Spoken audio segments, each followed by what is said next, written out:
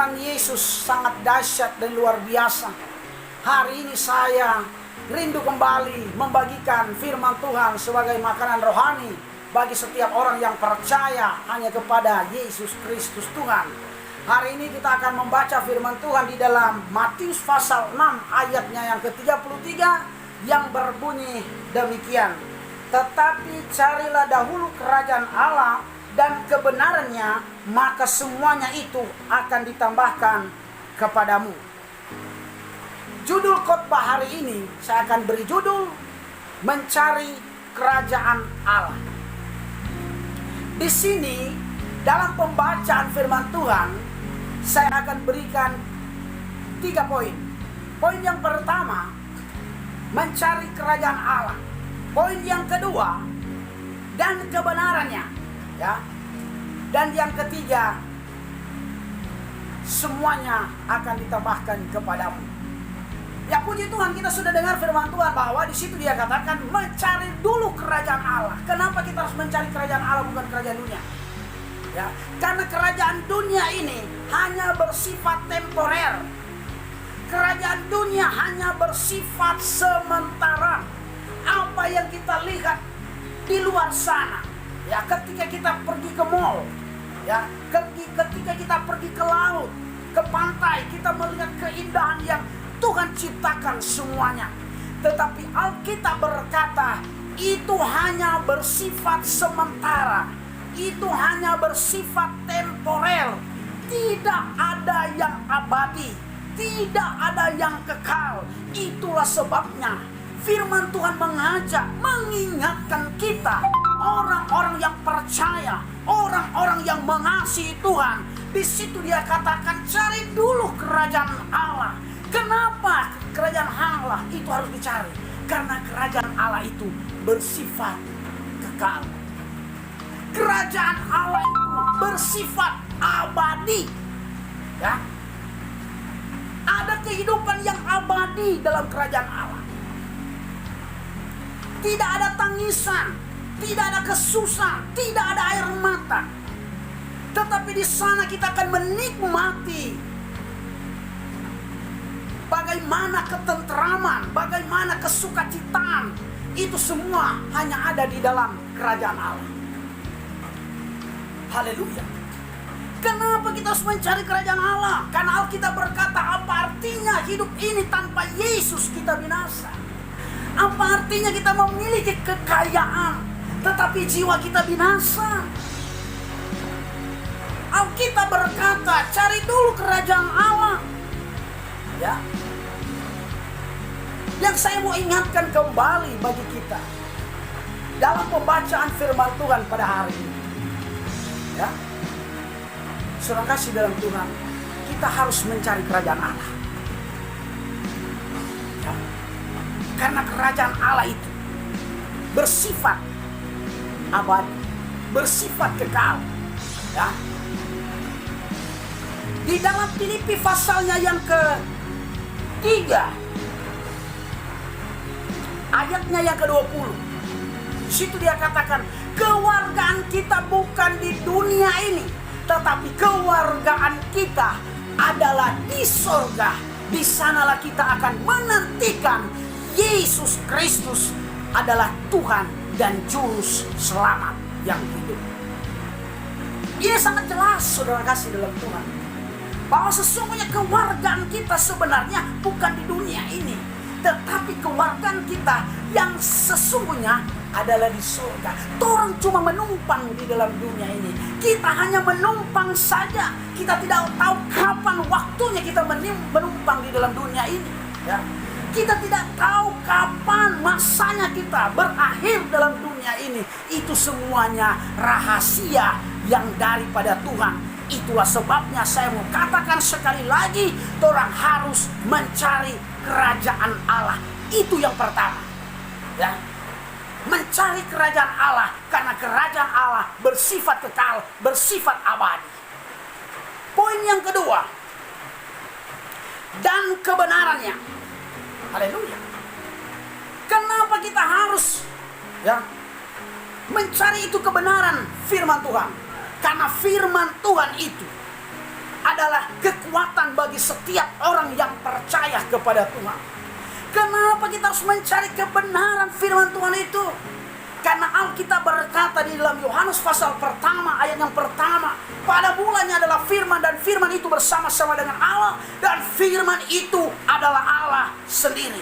Berarti firman ini adalah berbicara pribadi Yesus. Firman Tuhan ini berbicara pribadi Yesus. Ya.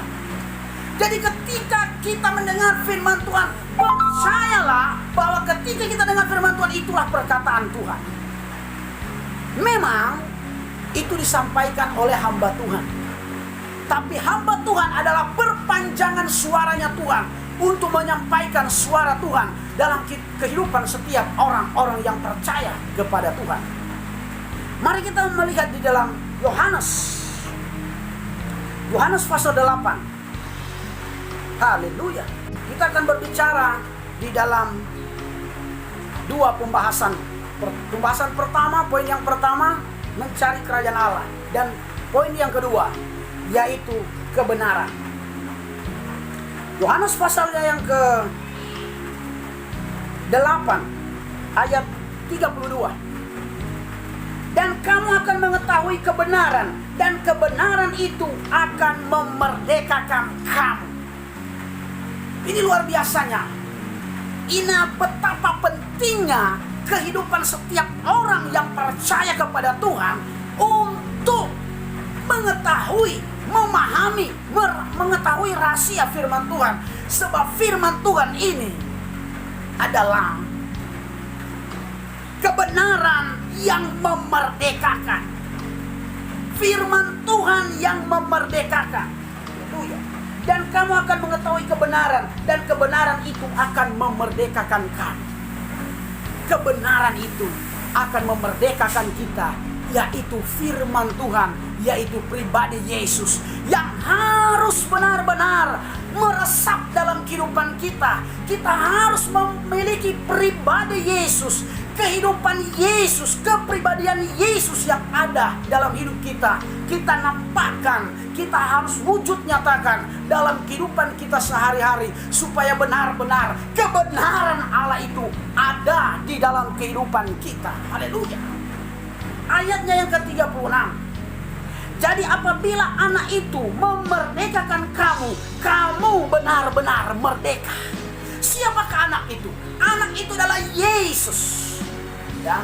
Yesus itu yang telah memerdekakan kita. Dengan cara bagaimana Tuhan telah memerdekakan kita? Ketika Yesus mati di kayu salib. Dia mati di kayu salib, dia bangkit pada hari yang ketiga. Disitulah Tuhan memerdekakan kita. Disitulah kemenangan bagi setiap orang yang percaya. Setiap dosa, setiap pelanggaran yang kita lakukan sudah diampuni, sudah ditebus, dan sudah dibayar lunas oleh Tuhan. Dengan apa? Dengan darahnya sendiri. Dengan darahnya sendiri kita sudah dibayar, kita sudah ditebus. Jadi saudara kasih dalam Tuhan, poin yang pertama, kita harus mencari kerajaan Allah. Karena kerajaan Allah itu bersifat abadi dan kekal. Dan kedua, poin yang kedua, kita harus memiliki kebenaran itu di dalam hidup kita. Karena ketika kita memiliki kebenaran itu dalam hidup kita, Tuhan akan memerdekakan kita. Dan kita mengalami kemerdekaan. Sebab Yesus telah mati di kayu salib untuk menebus saya.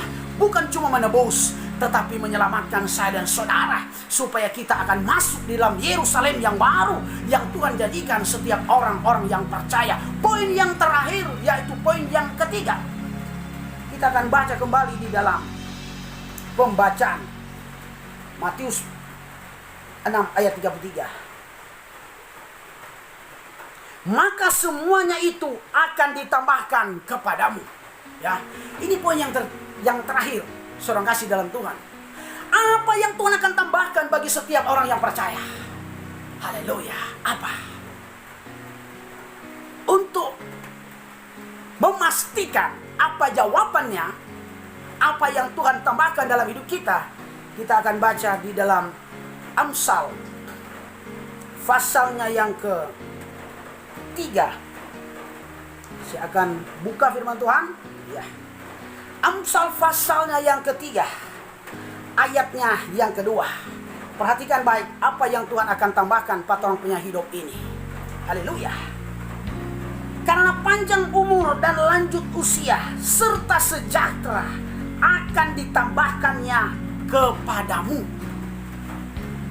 Ternyata yang Tuhan tambahkan itu yang pertama adalah apa? Umur kita.